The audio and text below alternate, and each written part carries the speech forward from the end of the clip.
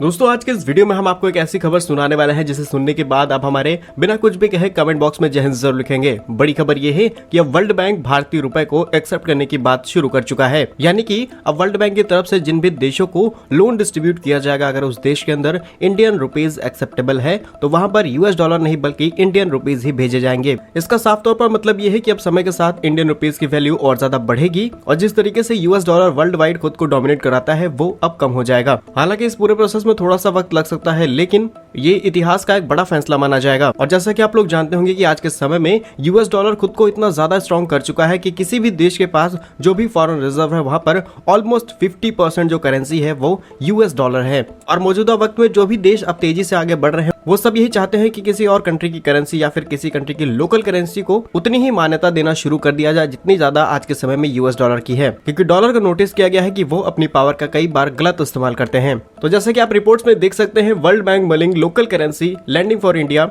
और ये information officially बताई गई है। यदि हम इस पूरे प्रोसेस को बड़ी आसानी से समझे तो 1944 में वर्ल्ड बैंक को एस्टैब्लिश किया जाता है ताकि दुनिया की मदद की जा सके। आज वर्ल्ड बैंक के अंदर ही आने वाले आईबीआरडी के अंदर 189 कंट्रीज और आईडी के अंदर करीब 173 कंट्रीज शामिल हैं। बेसिकली इस पूरे प्रोसेस में सब देश अपना अपना थोड़ा सा कंट्रीब्यूशन इस बैंक के अंदर जमा करते हैं और वो भी अपनी अर्थव्यवस्था के हिसाब से। और फिर जरूरत पड़ने पर किसी भी देश के अंदर कोई हेल्थ इमरजेंसी होती है या डिफेंस इमरजेंसी, किसी भी प्रकार की इमरजेंसी में इस बैंक से एक तरीके का कर्ज लिया जाता है और कर्ज भी उस देश को उस हिसाब से मिलता है जिसकी जिस तरीके की जीडीपी होती है। और कई बार नोटिस किया गया है कि इसके अंदर यूएस और चाइना का ज्यादा बोलबाला है। फिलहाल लोन्स की बात की जाए तो कोई भी राज्य सरकार, केंद्र सरकार या कोई कंपनी यहाँ से लोन ले सकती है। और यदि भारत के द्वारा वर्ल्ड बैंक की तरफ से लिए गए लोन की हिस्ट्री खोल करके देखी जाए तो साल 2022 में 750 मिलियन यूएस डॉलर का लोन लिया जाता है गवर्नमेंट फाइनेंशियल गैप और सपोर्ट को पूरा करने के लिए, इसके अलावा प्राइवेट सेक्टर में इन्वेस्टमेंट और इंफ्रास्ट्रक्चर को बढ़ाने के लिए। वहीं जून 2023 में करीब 300 मिलियन यूएस डॉलर का लोन लिया जाता है